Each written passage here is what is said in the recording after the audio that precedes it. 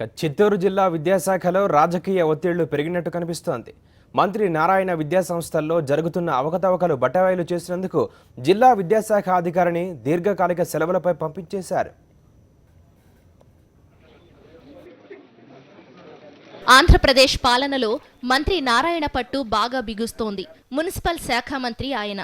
కానీ విద్యాశాఖ పైన ఆయనకు గట్టి పట్టుంది. ఎందుకంటే ఏపీలో విద్యాశాఖ మంత్రి నారాయణ వియ్యంకుడు గంటా శ్రీనివాసరావు కాబట్టి. చిత్తూరు డీఈఓ నాగేశ్వరరావుకు ఎదురైన ఇబ్బందులు విద్యాశాఖపై మంత్రి నారాయణకున్న పట్టును తెలియజేస్తున్నాయి. 2015 డిసెంబర్లో చిత్తూరు డీఈఓగా నాగేశ్వరరావు బదిలీపై వచ్చారు.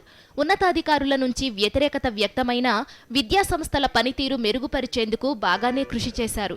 కానీ వేధింపులు తీవ్రం కావడంతో సెలవుపై వెళ్లాలనుకున్నారు.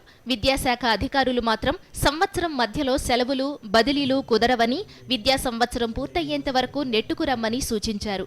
ఈ క్రమంలో మంత్రి నారాయణకు చెందిన విద్యాసంస్థల భాగోతం వెలుగులోకి వచ్చింది. ఆయనకు చెందిన పాఠశాలలో ఫుడ్ పాయిజన్ జరిగి చాలా మంది విద్యార్థులు ఆస్పత్రి పాలయ్యారు.